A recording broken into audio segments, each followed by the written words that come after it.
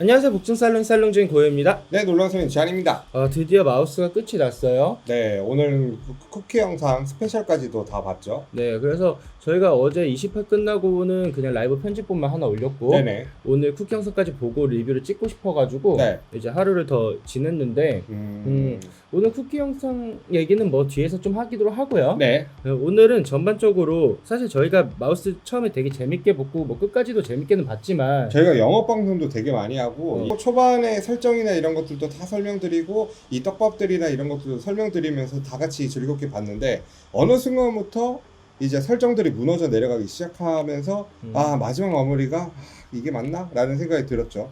근데 그 부분들이 어떤 것들이 있었는지 이제 하나하나씩 찝어가면서 얘기를 한번 해보도록 하죠. 좋아요. 그러니까 오늘은 조금 마우스에 대해서 아쉬웠던 부분들을 그렇죠. 좀 집중적으로 한번 보도록 하겠습니다. 네. 첫 번째로는 최영신의 부족한 서사입니다. 일단 쿠키 영상 잠깐 얘기를 하자면은 최영신이 나왔어요. 네. 최영신이 나오고 그리고 대통령과 어떠한 거래를 제안하는 그런 모습도 나오고 하는 거잖아요.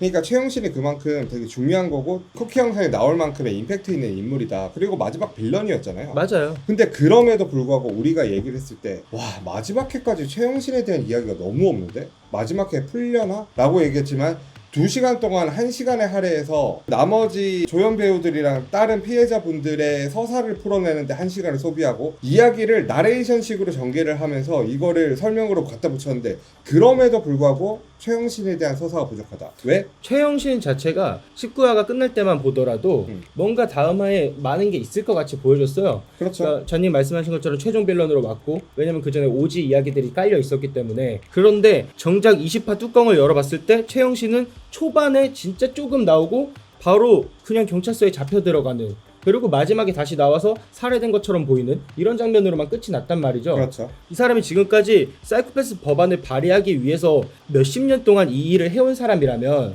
좀 그거에 맞는 서사도 좀 더 풀어줬어야 됐고 그리고 그 이유에 대해서 설명이 너무 빈약했다는 거죠. 왜 그렇게까지 얘가 해야 됐는지 그냥 평화로운 세계 유토피아를 만들 거야 라는 이 말 하나에는 너무 부족하다.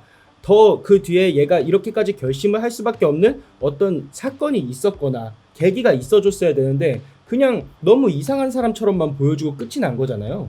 만약에 이 사람이 진짜로 데니얼이 말한 것처럼 최상위 프레데터다. 근데 그렇진 않았죠 사실. 그렇죠. 그렇지도 않았고 그럼 뭐 소시오패스일까? 그렇게는 조금 보일 수도 있을 것 같은데 이것도 뭐 명확하게 말해준 건 없고 이 사람이 명확하게 뭐다라고 한마디만 해줬으면은 조금 이해는 할 수 있었을 것 같아요. 그렇죠. 그런 부분이 좀 부족했다. 그리고 저는 이 최영신 장면 중에 조금 더 이해 안 되는 게 하나 더 있었는데 네네. 그 최영신이 잡혀갔잖아요. 그렇죠. 근데 그게 너무 저는 갑작스럽게 느껴졌어요. 어느 순간 정바른과 이야기하고 그 다음에는 묶여있는 걸 고무치가 발견하고 네. 그 다음 씬이 그냥 경찰이 연행해 가는 그런 장면인데 사실 이 안에 최영신도 그렇고 그 뒷부분에 홍주도 그렇고 이 사람들이 왜 잡혀가야 되느냐에 대한 그런 설명이 조금 부족했다고 저는 느껴지거든요. 뭐 예를 들면 죄명이라던가 그렇죠. 하다못해 펜트하우스에서도 죄명 말해주거든요. 주단테는 뭐 했고 어떤 거를 저질러서 몇 년 형이고 몇 년 형이고 뭐 이런 식으로 돼 있는데 예. 근데 이 부분을 너무 장면 전환 하나로 잡혀가는 걸로만 보여주는 거 아닌가. 시청자가 추리하게 만드는 거잖아요. 그렇죠. 조금 이 정도는 설명을 조금 더 해줬어도 좋지 않았을까 싶네요.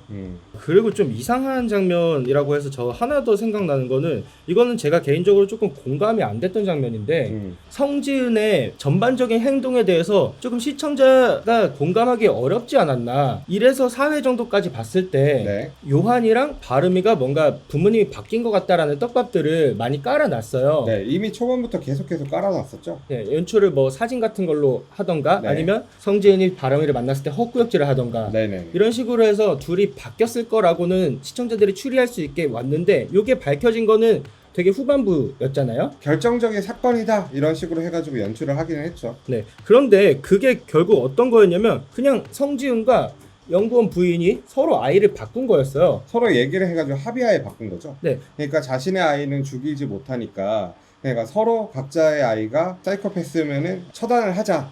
왜냐하면은 내 손으로 내 아이를 죽일 수 없으니까 그런 거죠. 그렇죠. 그리고 여기서 저는 일단 엄마로서 그럴 수 있을까? 물론 내 아이가 사이코패스의 아들이고 헤드헌터의 아들이라 하더라도 과연 이게 가능할까? 여기서 조금 공감 포인트가 나간 것 같고, 그러니까 다른 시청자분들도 좀 그런 거에 대해서는 의문을 가졌던 것 같아요. 네. 그리고 사실 그 전에 오지라는 조직이 나오면서 네. 뭔가 얘네들이 국정원 밑에서 큰 일을 벌이고 있고 아이들도 계속 감시하고 이런 것들이 나왔으니까 사실 그쪽 이야기를 조금 끌어와서 뭔가를 만들었어도 좋지 않았을까. 이게 자발적 의지가 아닌 뭔가 국가 권력에 의해서 어쩔 수 없이 일어난 행위였다면 저는 조금 더 공감이 됐을 것 같은데 네. 그게 조금 아쉽고, 그 이후에 성지은의 행동들도 어린 시절 바름이를 찾으러 한번 갔던 적이 있었잖아요. 그렇죠. 그때 바름이가 동생을 묻는 걸 보고 이제 목을 조르면서 죽이려 하다가 네. 결국 그것도 그만두고 다시 연구원 부인한테 말을 하잖아요. 그러니까 본인이 죽일 수 없으니까 이제 연구원 부인한테 얘기해서 대신 죽여달라고 얘기하는 거 아니에요? 그렇죠. 우리 옛날에 약속했지? 지킬 때가 왔어 라고 이야기하는 것 같은데 이 부분에서 성진이 되게 이상한 사람처럼 보여요. 아, 뭔가 자기 책임 회피를 하는 듯한 네. 그런 느낌도 들고, 약속은 약속이니까 뭐 약간 그런 식인지 아니면 본인의 아이는 진짜 죽일 수 없어서 그랬는지 모르겠지만 어쨌든 이것 또한 공감하기가 좀 힘들죠. 네. 그리고 그 이후에 보여줬던 성지은의 모습들, 연구원 부인의 아들이었던 성유한을 내가 진짜 친아들처럼 키우고 사랑하고, 그러니까 너무 성유한을 아끼고 있다?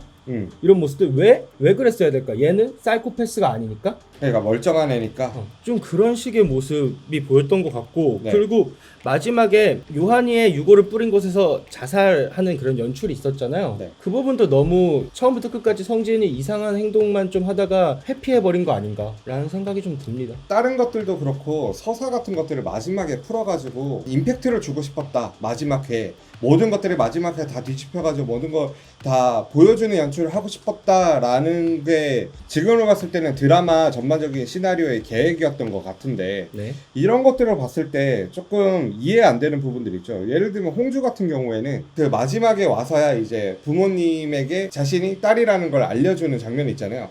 그런 부분도 딸이라는 걸 밝히는 과정에서 마지막에 모든 걸 밝히고 안대상에게 수갑차는 장면, 그 장면만 있었어도 되는데 굳이 앞에 그 차 사고가 나가지고 내 엄마가 내 아이를 위해서 손자를 구하다가 차에 치이는 장면을 굳이 넣었어야 됐나, 굳이 그런 심파를 넣었어야 됐나라는 거죠. 그런 것들도 불편한데 또 우연히 겹치잖아요. 왜냐하면은 그 우연이라는 것들이 계속 나오는 것 중에 하나가, 마지막에 홍주가 그런 얘기를 했어요. 셜록 홍주에서 그 우연히 이 영상이 촬영이 되었습니다 라고 얘기하면서 성유한이 홍주가 차려준 밥을 먹고 나서 거기서 막 울고 있는 장면이랄지 그런 것들이 찍혔잖아요. 네. 근데 이게 찍힌 장면이 왜 찍혔는지 모르죠. 그때 당시에는 집에 CCTV나 뭐 그런 것들이 없었어요. 왜냐하면 CCTV나 이런 것들을 설치한 거는 자신의 아이가 성유한의 사이코패스 아이라는 그것만으로 해서 폭행당하는 흔적이 있어서 그거를 찍기 위해서 CCTV를 찍는 장면 외에는 CCTV를 설치한 적이 없단 말이에요. 그럼 뭐 서사가 없었죠? 우리가 그러면 서사를 추론을 해가지고 얘기를 덧붙여줘야 되는데, 성유한이 사이코패스인 것 같다,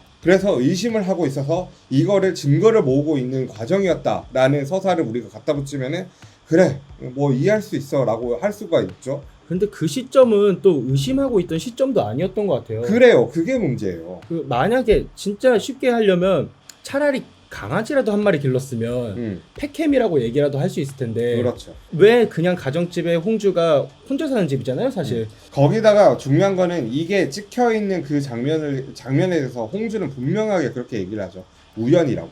그럼요. 그 집에 계속 살았던 것도 아니죠. 그렇죠. 그렇다면은 그 영상을 더 전에 발견할 수 있었을 텐데 모든 사실이 밝혀진 다음에 우연히 그 영상을 발견할 수가 있느냐, 그것도 조금 의문스러운 점입니다. 그 오봉이는 되게 사실 별 얘기를 하고 싶지 않아요. 오봉이는 저는 이 배우님도 조금 피해를 봤다고 생각하고, 드라마 안에서 존재하지 않아도 사실 이야기를 이어 나갈 수 있는 드라마였다고 생각하거든요.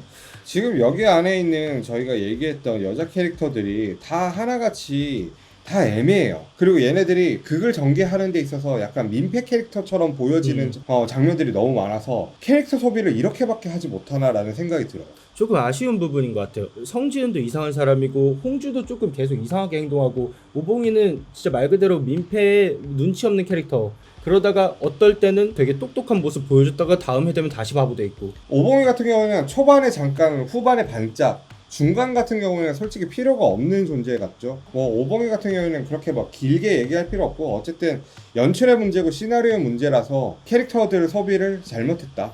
설정 자체가 잘못됐다라고 생각이 듭니다. 두 번째는 지금 앞에 얘기했던 캐릭터뿐만이 아니라 전체적인 연출 방식에 대해서도 한번 얘기를 해볼게요. 네.